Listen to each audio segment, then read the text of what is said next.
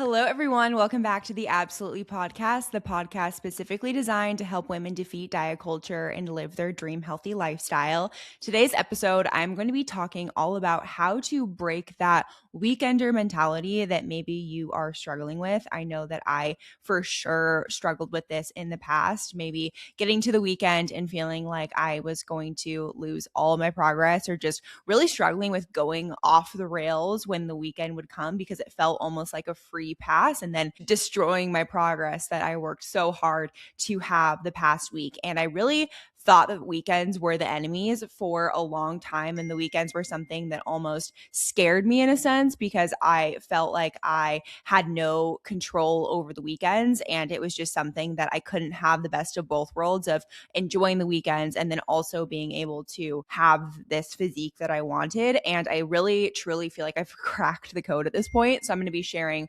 all of my different tips, tricks, and strategies for you all today. So it's going to be a really good episode, especially if you know that you struggle on the weekends and you feel like that is a main reason why you're not seeing progress currently. But before I go into that, I'm going to do a little weekly recap, go over my high and my low of the week, or my rose and thorn of the week. You know the drill by this point, and also my favorite of the week. So this past week, I didn't have a podcast episode. If you all were missing me, I decided to take a little day off on Monday. It was President's Day, and sometimes I forget when I am working for myself that it's a bank holiday, and I can take a bank holiday off every once in a while. So I decided to take that day off, and my high of the week was actually the day prior. Last Sunday, I hosted a Galentine's golf event. I know I've talked about this group a couple of times on this podcast, but I kind of like accidentally started a women's golf group here in Arizona. And it's been so much fun. Like I've been able to meet so many cute, fun women.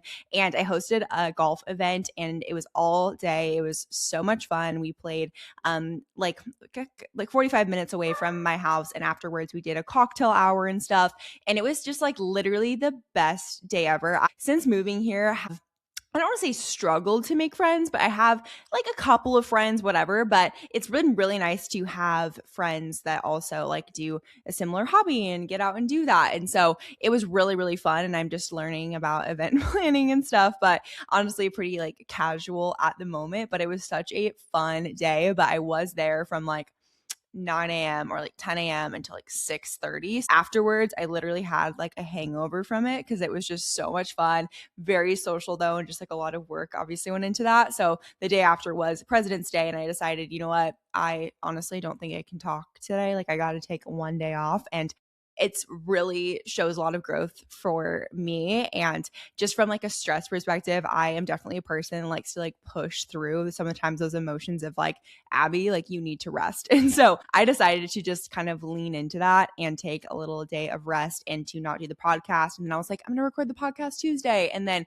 just have had a lot of work stuff going on. So I decided, you know what, we're going to take 1 week off of the podcast and we'll be back refreshed and better than ever the next week. But that was for sure my high of the week. It was so fun. And Valentine's Day weekend was also super fun. I am single at the moment. I'm referral only based, by the way, if you have any good referrals for me. But I had a really fun Valentine's Day too. I went over to my parents' house and they had a bunch of their friends over for like a big dinner party, and my sister was there too. And so we had a super fun time with that. And so I feel like it's just been a very like social era of my life right now, which is really exciting. And I feel like also just with this now like hormonal and gut health journey, I'm feeling really good mentally. And that, of course, like translates physically as well. And I kind of wanted to give a little like gut and hormone update. I went on my story yesterday. I talked about this, but the podcast girls get like the full in-depth update of what's going on. So as you know, I recorded a podcast a few podcasts back about my whole gut health journey. And of course, when it comes to like a journey or any sort of fitness goals that you have, like it's not going to be like you have a stop point. Yeah, maybe if you're like running a marathon or doing high rocks or something, like you have an event and you have to train for that. But when it comes to just like overall wanting to feel your best, optimizing your health, especially when it comes to your like gut and hormonal health, it's going to be kind of an ongoing thing. And so I knew that going into this journey that I would probably have some ups and some downs and everything in between. And this next phase I'm on, so I really did a good job with healing a lot of like my leaky gut symptoms and stuff. But this next journey I'm on is now repairing my hormones post pill. I got off the pill at the end of December. So it's now been a couple of months. My period is nowhere to be found yet. So sorry to get TMI on here. I have not had it yet. So we are kind of doing a little bit of a deep dive slash just like want to make sure that my hormones are getting balanced ASAP. Now it is normal to not get your period back immediately. I was on the pill for literally 7 years. So my brain and my body is probably like, what the heck are you doing to me, Abby? But this is really the phase that I'm in right now, is just really working on repairing my hormones and doing everything that I can to do that. And so I'm taking some more supplements for that and just overall making sure I'm optimizing my gut health as well. So at the end of my gut health podcast I did a couple of weeks ago, I talked about doing an H. pylori retest. So just to kind of recap you all, when I did my GI map, which is basically a test of your entire like gut microbiome, it tests for bad guys, good guys in your gut, inflammation, all of that stuff. And the things that it came back with was I basically have leaky gut, I have dysbiosis, and H. pylori was a big one that we needed to kill off. That is like a bad guy that you want in your gut, and you don't want that obviously to be in your gut. So that's the main thing I focused on this first kill phase back when I started in November, when I did my first kill phase, killing this off. So I did a retest at the end of it, at like the end of the 8 weeks of the kill, and I still have a little bit of it in my gut, which isn't fun. We of course like killed off a good amount of it, but there is some that is still lingering there. So sometimes you need to though like redo it and like do a deep dive again. And I just might be one of those lucky ones that kind of just has a little bit more of a stubborn situation going on in there. So that's something that I'm going to be embarking on in the next couple of weeks. I do want to get through like next week and my birthday before I go into my kill phase. Not that it's bad. I just like want to make sure that I'm feeling really good for those couple of weeks, just because it's my 28th birthday. I want to have fun. I also have a golf tournament that week, so that will be really fun as well. But I don't want to just be like hitting the kill phase and also trying to enjoy my life. Not that you can't do both, but it's just something you kind of want to be aware of, that you don't want to, start that right when you have something fun going on. So I'm going to do that, but I think it's been a good learning lesson. At first, when I got those results back, I was like kind of upset, just because I did put a lot of work into doing my gut health protocol and stuff, but I really had to take a step back and realize like my symptoms are feeling so much better. So even if I didn't kill off the entire H. pylori population in my gut, I still am feeling really, really good. And I wouldn't have even known that it was in there if I didn't retest. So that's why I retested. And that's why I have the protocols and the resources to be able to do it again and to amp up the level. And it's okay. It's like a normal process. A lot of people, it doesn't happen the first time. But, in theory, most people it does. So I feel like I don't want to say always the exception, knock on wood, because I'm not always the exception, but I feel like funny things sometimes happen to me and I'm like, oh my gosh, Abby, what the heck? But you know what? I'm feeling really great and have done a lot of work on it. And I know that for a fact because we are feeling energized and regular and stuff. And I wouldn't have even known, honestly, if I didn't do that retest where it was at. So, and if you're someone out there that's like, do I need to do a retest or whatever? It obviously depends on like your financial situation and stuff like that. For me personally, I wanted to just know if it was gone or not, especially from the perspective of wanting to get my period back. Anything that is adding extra stress onto my body, whether that is a gut issue or an exercise or a calorie deficit thing, like I want to make sure I am staying on top of. And so that's really the reason why I got kind of granular with it and I decided to retest, is because I want to make sure everything in my body is going correctly. That way I can get my cycle back. But honestly, if I didn't have that goal and if I was just like chilling, I probably wouldn't have done it. Anyways, now I know. And now I will go on a little phase 2 of it, which honestly, the kill phase was not even that bad when I did the first time. So I'm just gonna do it again, taking some extra supplements. I already have all the lifestyle things in place, so it will be pretty easy peasy. But want to make sure that's all get out. We don't want bad guys in there. We don't want bad guys in the gut.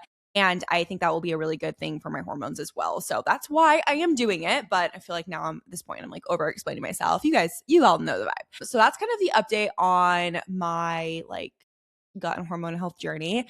Another thing I talked about a little bit on my stories was going into a calorie deficit.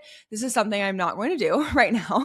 I want to make sure I'm getting like a consistent cycle before I go into a calorie deficit. And I want to make sure I get through this H. pylori kill phase, because if you have this inflammation and bad guys going on in your gut that's causing stress in your body probably won't respond really great to a deficit anyway. So that's something, it's like, why would I go into a deficit right now if my body is already like kind of fighting against it and not going to see the best results, especially if I'm putting in that much work to like go into a deficit and track my macros and be very diligent with it. So I decided I'm going to put that on pause until I am able to eradicate the H. pylori and be able to get a cycle back consistently. So that will be a goal later on in this year, but I'm really excited, honestly, to like document it. This is the longest I have spent outside of a deficit in a couple of years. I kind of did some on and off deficits in the last couple of years for like mini cuts, like 2-3 months, and honestly didn't see like a ton of results because of these underlying issues that I now have uncovered. So it will be really cool to be able to do a calorie deficit in a spot where my body is responding a little bit better because it's under a lot less stress and has a lot less inflammation due to these things. So it will be really fun to be able to document that and to be able to share with you all. But just know it won't be happening for a little bit. Ideally, I would love to do it like in May, like going into the summer, but we will see. I'm not going to rush it. I'm going to make sure my body is 100% in the best spot internally. There's no reason to rush going into a deficit if it's going to just make your symptoms worse or be something that you're like fighting your body against. It's truly not worth it. But I know how annoying it is to be like, oh, I like want to get a little bit leaner. I want to look this way. And if your body is telling you like, hey, no, we need to heal, like the best spot to heal is at maintenance. And if you're trying to fight yourself and like go into a deficit, lose body fat, whatever, like your body's not going to respond well and it's probably going to revolt against you. So it's a good learning lesson. It's a good learning lesson to be patient. But that's kind of like my fitness little update and physique goals and stuff, along with like, I know that was kind of my high/low of the week. I don't know. It's just like a neutral of the week. But my low of the week, this is insane, you guys. So I think I talked about this maybe like a few weeks ago on my podcast, but I was having eczema on my hand, or so I thought. And it was really uncomfortable. At first, I thought it was just kind of a symptom of like the H. pylori kill off, because sometimes things can like come up through your skin. So I was like, okay, maybe like that's what's going on. So, anyways, it wasn't going away though. And I've been off of it now for like a little over a month or so. So I'm like, what is going on with this? And I even like went and did like a telehealth like meeting with my doctor, and they were like, yeah, like it's just some eczema. It's fine. We'll prescribe you a steroid. Right now, I'm just trying to be holistic though. So I was like fighting the urge to use a steroid. And in the back of my head, I was like, I don't know if this is eczema. Like I just had a weird feeling because it's only on my left hand, nowhere else. It's not on my right hand. It's not on my body. So I had a gut feeling, literally gut feeling, that something else was awry, and just putting a band-aid on top of something that I'm struggling with rather than actually getting to the root cause. This is just a theme in my life right now. So we're not band-aiding anything here. So I decided to do like a full deep dive into what was going on and just try to get to the bottom of it, because I've had a couple of weird skin things throughout the years where I actually figured out it was an allergy rather than eczema. For instance, I was getting a rash on my neck for months and months and months at a time when I was like in high school, I want to say. And I was also struggling with this like weird cough, and I was taking a lot of like not pain pills, like ibuprofen and stuff. And I figured out I was actually allergic to ibuprofen, because when I stopped taking ibuprofen, the rashes went away. Crazy. Another thing, I started getting rashes on my neck again after I figured out the ibuprofen allergy. And it actually ended up being, I was allergic to like cheap jewelry. So only buy me expensive jewelry over here, or I'll know I'll literally get a rash. So figured that out. So this hand thing, I was like, wondering if this could be the same thing. And guys, it was so painful and itchy. It actually like started like bleeding. It was just like a whole thing. It was so gross, and it got so bad. And finally, I'm like, okay, it's only on my left hand. Like, what am I only doing with my left hand? I have a golf glove on my left hand. So I get a different golf glove. I get a vegan leather golf glove. It's like nothing seeming to work. So I put a cotton glove, like a glove liner. I look like a magician. I put my magician glove on, and then I put my golf glove on top of it. I've been using that for a week, and it's gone. It has completely gone away. And so, yeah, I am allergic to golf gloves, apparently. So that's fun, being allergic to a main thing that you need for a hobby that you're doing. But apparently, I have now developed an allergy to it.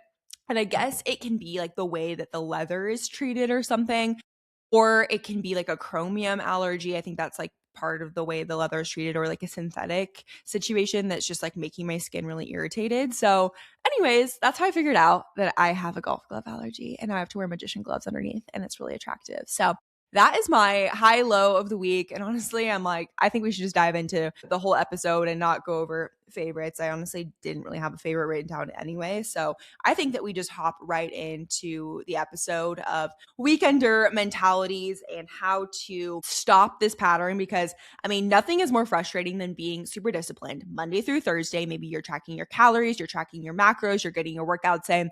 Come Friday, you just let it all rip. Like maybe you go out to dinner, you end up having an entire pizza and 5 drinks, you're hungover in the morning, you skip your workout, and it's just this cycle. And then you get back into it Monday and you just feel like crap. Maybe the scale is up 2 to 5 pounds, and you're just like, why did I have another weekend where I completely blew it? And then you end up repeating that cycle every single week.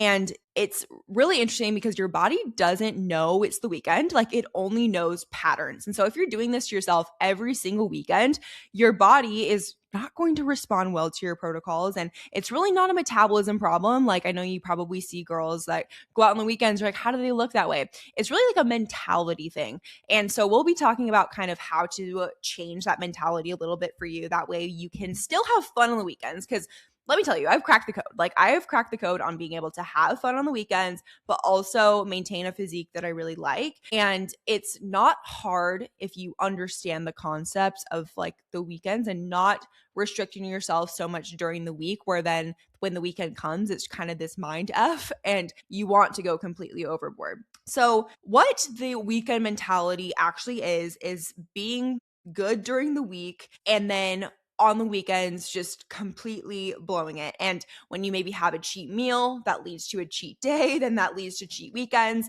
And it's just this like endless cycle of just not being able to pull back the reins on those weekends. And I will say it really boils down to as well like that all or nothing mentality, because maybe during the week you're eating super clean, super healthy, and then you have maybe one meal on the weekends that is a little bit higher in calorie or something that we kind of see as unhealthy, and that just unleashes us to eating everything. And like that doesn't need to be the case, especially if you do work on that all or nothing mentality. And also just like that emotional reward system, like having a busy work week and doing really well with work and then just wanting to go and let off some steam on the weekends, and that ends up being a really slippery slope where maybe you're eating everything in the kitchen and drinking everything.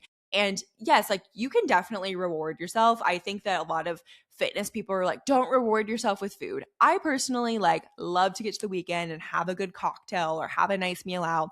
But there's a difference between rewarding yourself and completely going overboard and indulging to an extent where it's not healthy and it's actually not reward. It's actually the opposite of reward, because you're damaging yourself and you're damaging that trust within yourself that you can really achieve your goals. So honestly, like something that has really normalized this is like diet culture and like cheat meal mentality. I don't like the cheat meal. We'll talk about it here in a second.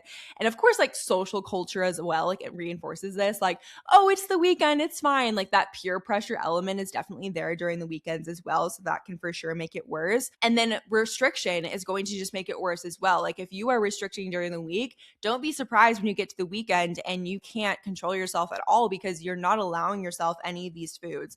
And so it's not a willpower issue. It's actually more of a strategy issue, and it's a habit issue of your habits during the weeks and making sure you have these healthy habits as well during the weekend, but not feeling like it needs to be this black or white. Like it's okay to live in the gray area on the weekends. And so let's kind of talk about like the physiology behind this cycle. So this is why you go into the weekends and you completely blow it. So number one, you are under eating during the week. So when you get to the weekend, your body is literally like, you need food. Help me. And so what happens when you're under eating during the week is that you don't obviously have as many calories, and your brain is actually telling yourself like, I need to eat more food. And so when you get to the weekends, that's why you're like just completely starving and maybe going overboard, because you feel just like mentally deprived, and your body does things in order to safeguard itself and to be able to survive. And one thing it does is that if you're under eating, it's going to want to overeat. And that's how you kind of get in that binge restrict cycle. Also, too, you just have more stress. Like your stress is maybe really high during the week from work, from under eating, from working out and doing all this stuff, that when you get to the weekend, your body just wants to de-stress, which can sometimes cause like some emotional eating and stuff as well. And of course, with elevated stress hormones, that makes you hold on to inflammation, can make you hungrier. So that is just something that is, something to be aware of. And then when you are obviously overeating, that is causing a spike in calories, spike in carbs, spike in sodium, spike in alcohol, which that all will contribute to scale weight gain on the scale, even if you don't necessarily like gain body fat, because a lot of times it's not body fat, it's actually just water retention. That scale can really get in your head of feeling like you just completely lost all of your progress, which in a sense, like you can for sure wipe out a good week of deficit calories in one weekend. Like that's easy. For instance, if you're eating like 1,200 calories on the weekdays and then you get to the weekends and you're eating 3,000 calories for 3 days, like that's wiping out your deficit plus maybe putting you into a surplus. And so if we're, instead of being like, okay, we need to eat 1,200 calories during the week, we say, okay, let's eat 1,800 calories during the week and 1,800 calories on the weekends. Like that's going to be probably more of a recipe for success. But what happens when you're having all of these things is it can cause water retention, increased inflammation, poor sleep, hunger, dysregulation. You probably noticed if you drink, maybe the next day you're hungrier, or if you don't sleep as good, you probably don't move as much because maybe you're hungover, or maybe you just feel sluggish, or you're not wanting to like go on a walk, or you're like, oh, it's the weekend, I'm just going to lay on the couch all day. And that basically erases your weekly deficit. And so that can make it really hard, because it's not like you're gaining 3 pounds of fat when you get on the scale, maybe after the weekend, and you get on the scale and it's up 2 to 5 pounds. It's not that you're gaining that weight.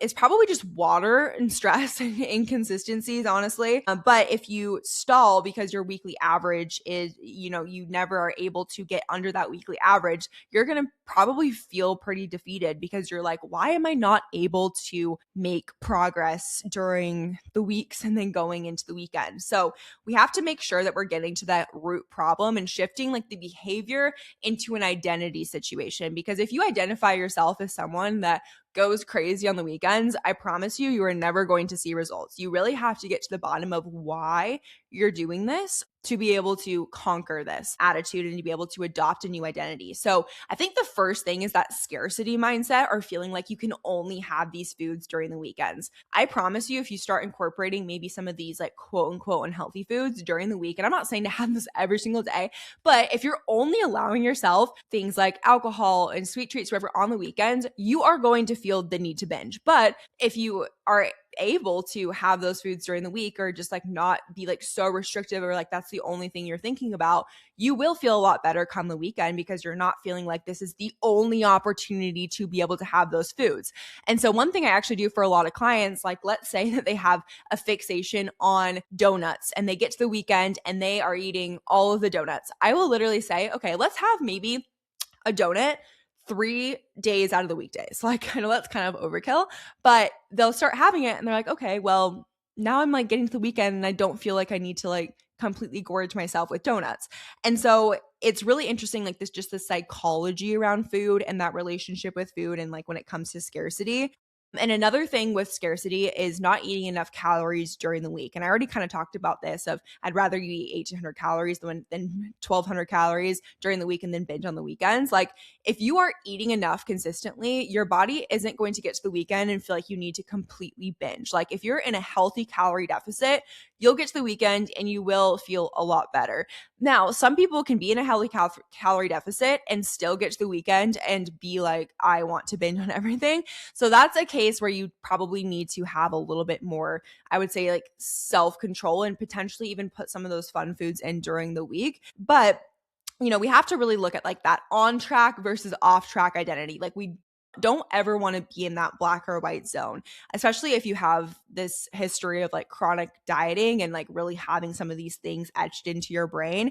It can be really hard to undo a lot of this stuff because we've learned for so long that like these foods only belong on the weekends, or I can only do this on the weekends, or I don't work out on the weekends. Like, why have we taught ourselves this, and why have we made this part of our identity? We have to do a lot of unwiring and rewiring of our identity to be able to go into the weekend and actually maintain your results, because the reality is that Friday, Saturday, Sunday, like that's 3 days out of 7 days. Like that's a significant portion of the week, and if that is always off track, your health and fitness goals are not going to be something that you see come to fruition. And so I think we have to unattach to like that moral attachment with food as well. Like, why do we see food as good? Why do we see food as bad? Why do we see some foods as weekend foods and some foods as not weekend foods? Like, that is all really weird and strange. And so I think that capturing those thoughts as well while you are actively having them and challenging yourself, like, why do I feel this way? Like, why do I feel like, oh, I can't have this during the week. Like, I'm going to wait to the weekend. Like, doing that constantly too is going to be an exhausting cycle where your brain never feels like it can relax, and it's always waiting for the weekend to be able to go crazy and like go on this binge.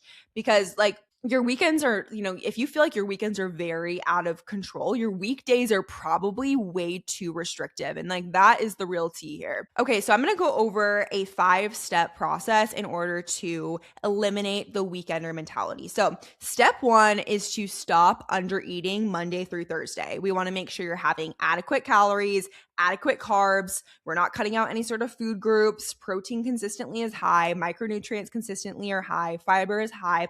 So do that Monday through Thursday. Now, what is a healthy calorie amount for you? Whatever. I have prior episodes where I go over all of that and how to calculate your calories. But if we're in a healthy calorie deficit, I'm talking probably like 1,600 up to like 2,000 calories, depending on your height and weight and stuff. That is a good amount of food. So number 1, we're going to stop under eating Monday through Thursday. Number 2 is we are going to remove the word cheat from our vocabulary. We're not cheating on our diet. We are actually making some of these foods a part of our way of eating and a part of our diet. Food is not normal. It is either more nutrient dense or it's less nutrient dense. So as long as we're having 80% more nutrient dense foods throughout the week, you're going to be on the right track and you're going to be feeling really good. And we don't need to be 100% all of the time.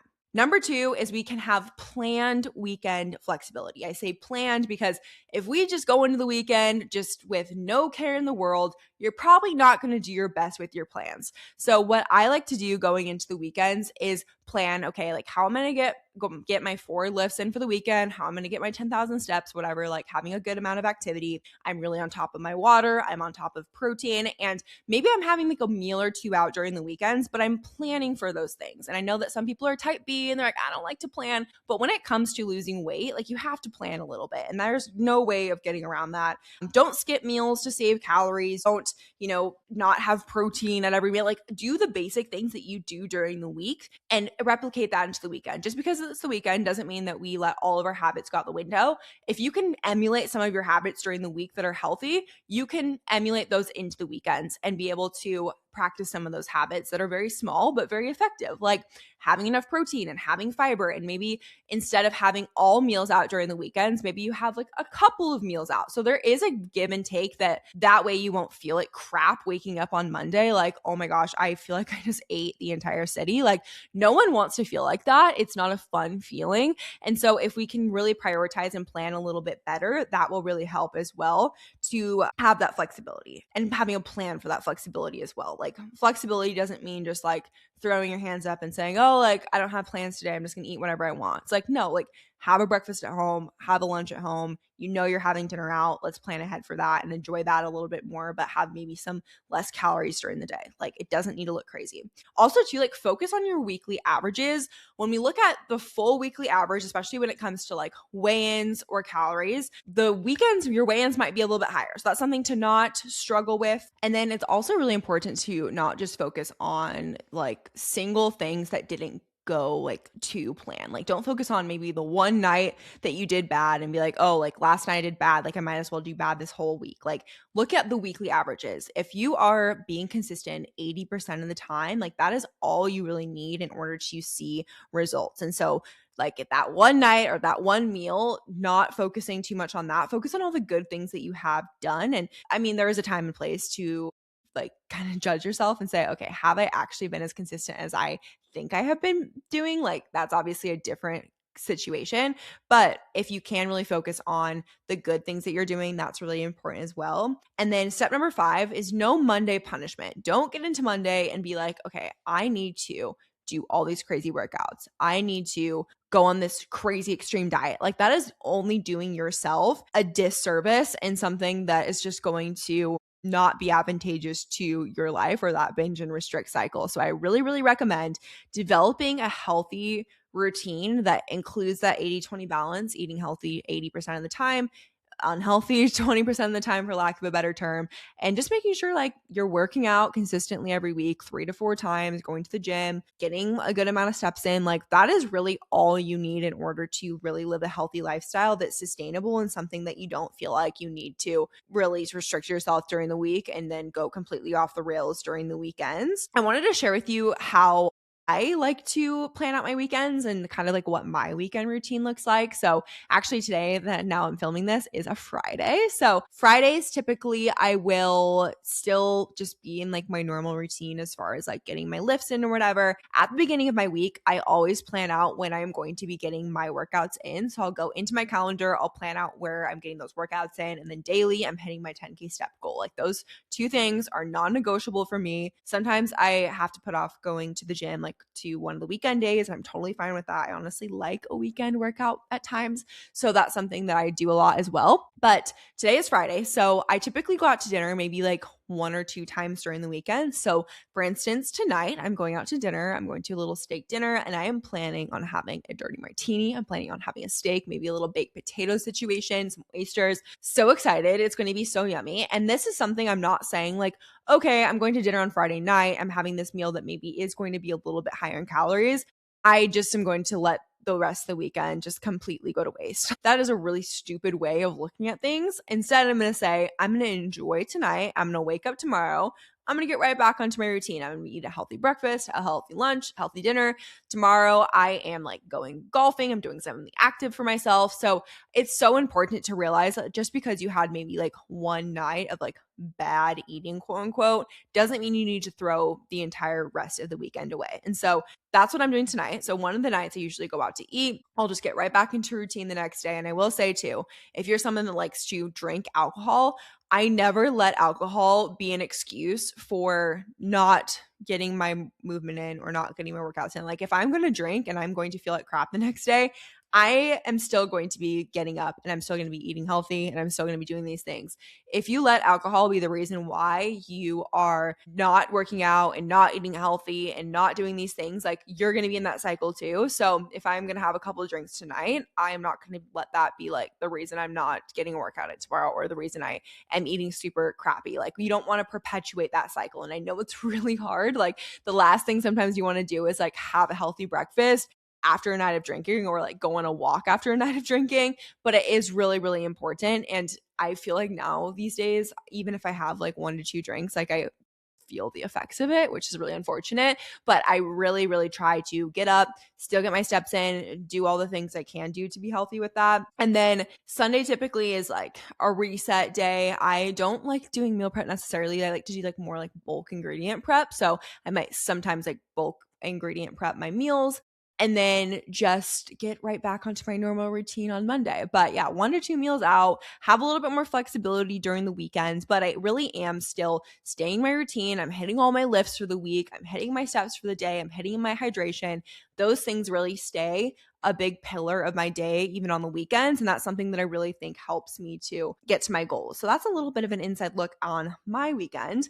But overall, I think that we can really have those identity shifts together of like not yo-yoing every single week, not starting over, not collapsing under like every single social event you do have, and not attaching emotion to like the skill spikes after the weekend. But fat loss really doesn't happen because you're perfect through like Monday through Thursday. Like, yes, that's great, but fat loss is going to come from consistency and consistency over the weekends as well. So it's really important to focus on those days and to not let a couple of days be the reason why you're not able to see progress. That's really unfortunate. And especially when you are really restricting yourself during the week and then you're going off the rails on the weekends, like nothing feels worse than that. So if we can just be a little bit better on the weekends and practice a little bit more of these things, I think that you'll be really, really happy with your results. But that's all I have for today's episode. I really hope that you found this helpful. And at least in the beginning of my fitness journey, I wish someone would have told me these things and